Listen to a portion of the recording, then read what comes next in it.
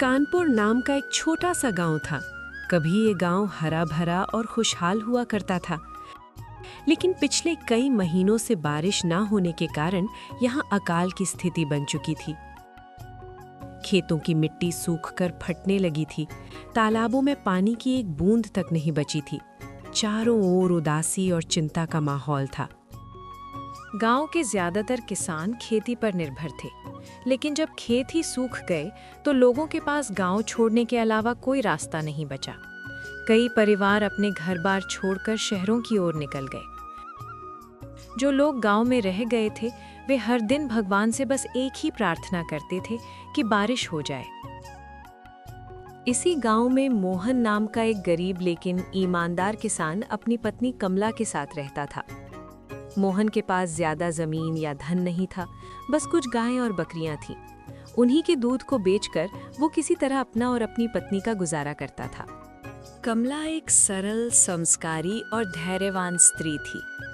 कठिन हालात में भी वो अपने पति का हौसला बनाए रखती थी, लेकिन अकाल ने अब उनकी भी कमर तोड़ दी थी। पशुओं के लिए चारा दिन प्रतिदिन कम होता जा रहा था। एक दिन कमला बहुत चिंतित मन से बोली, भाग्यवान, इस अकाल के कारण गांव में सब कुछ सूख गया है। अब हमारे पास पशुओं के लिए बहुत कम चारा बचा है। अगर ऐसा ही रहा तो हमारे पशु भूखे मर जाएंगे।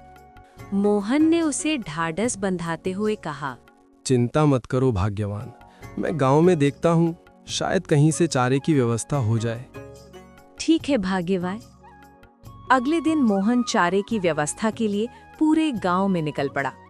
वो एक एक घर गया, खेतों के किनारे देखा, पुराने गोदामों में झांका, लेकिन हर जगह बस सूखापन और निराशा ही मिली। अकाल ने सब कुछ खत्म कर दिया था। थक हार कर जब वो घर लौटा तो उसके चेहरे पर मायूसी साफ झलक रही थी। क्या हुआ भाग्यवान, कहीं से पशुओं के लिए चारा मिला? मोहन ने भारी मन से जवाब दिया, नहीं कमला, मैंने पूरे गांव में ढूंढा, लेकिन हर जगह सब कुछ सूखा पड़ा है। हे भगवान, अब आप ही हमारी मदद कीजिए। कुछ देर की चुप्पी के बाद मोहन बोला, अब हमारे पास एक ही आखिरी रास्ता बचा है। कौन सा रास्ता भाग्यवान? अगर मैं पशुओं को जंगल में चराने ले जाऊं तो शायद उन्हें चारा मिल जाए। कमला डर गई। नहीं भाग्यवान, बिल्कुल नहीं। वो जंगल बहुत खतरनाक है। जो भी वहां गया है वो कभी वापस नहीं आया। सच में गांव के लोग उस जंगल से बहुत डरते थे। मान्यता थी कि वहां एक भयानक राक्षस रहता है जो जंगल में आने वाले हर इंसान को खा जाता है।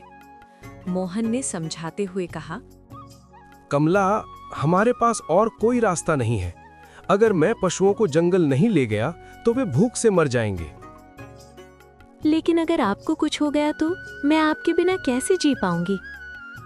तुम चिंता मत करो, मैं जंगल में ज्यादा अंदर नहीं जाऊंगा, बस किनारे किनारे ही पशु चराऊंगा। ठीक है भाग्यवान, भगवान आपकी रक्षा करे। उस रात दोनों ने साथ खाना खाया। मन में डर जरूर था, लेकिन थकान के कारण दोनों सो गए, इस बात से अनजान कि अगला दिन उनकी जिंदगी बदलने वाला है। अगली सुबह मोहन अपने पशुओं को लेकर जंगल की ओर चल पड़ा। जैसे जैसे वो जंगल के पास पहुंचा, पेड़ घने होते गए।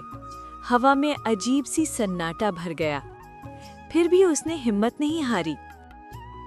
जंगल पहुंचते ही पशु हरी हरी घास देखकर चरने लगे। मोहन राहत की सांस लेते हुए एक पेड़ के नीचे बैठ गया। तभी उसकी नजर जमीन पर पड़ी एक पोटली पर गई। अरे, ये पोटली किसकी है? उसने पोटली उठाकर खोली तो अंदर चमचमाते सोने के सिक्के थे। मोहन हैरान रह गया। इतने घने जंगल में सोने की पोटली, आखिर ये किसकी हो सकती है? कुछ पल सोचने के बाद उसने पोटली अपने पास रख ली, ये सोचकर कि सही समय पर उसके मालिक को लौटा देगा। जब सूरज ढलने लगा तो मोहन ने पशुओं को समेटा और घर लौटने की तैयारी करने लगा। तभी अचानक एक बूढ़ा आदमी उसके सामने आ खड़ा हुआ। बेटा, क्या तुमने मेरी पोटली देखी? उसमें सोने के सिक्के थे। हाँ बाबा, ये पोटली आपकी ही है। ये कहकर उसने पोटली उसे सौंप दी। अचानक वो बूढ़ा आदमी भयानक राक्षस में बदल गया और मोहन डर से कांप उठा।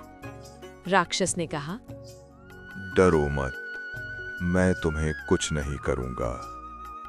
मोहन हाथ जोड़कर बोला, मुझे माफ कर दीजिए, मैं फिर कभी यहाँ नहीं आऊंगा। नहीं, तुम जब चाहो यहाँ आ सकते हो। तुम एक ईमानदार इंसान हो। मैं उन लोगों को मारता हूँ जो लालची और झूठे होते हैं। तुमने सच बोला, इसलिए मैं तुम्हें छोड़ रहा हूँ। मुझे माफ कर दो। हमारे गांव में अकाल पड़ गया है। हर जगह सूखा ही सूखा है। अगर मैं पशुओं को चराने नहीं लाता तो वो भूख से मर जाते, इसलिए मुझे यहाँ आना पड़ा।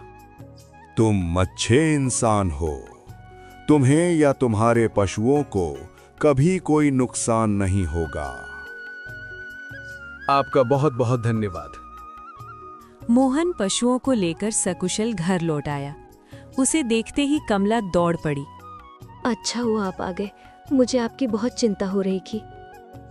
मोहन ने उसे जंगल की सारी कहानी सुनाई। भगवान का लाख लाख शुक्र है, अब हमें कोई परेशानी नहीं होगी। तो देखा दोस्तों, ईमानदारी और सच्चाई हमेशा इंसान की रक्षा करती है।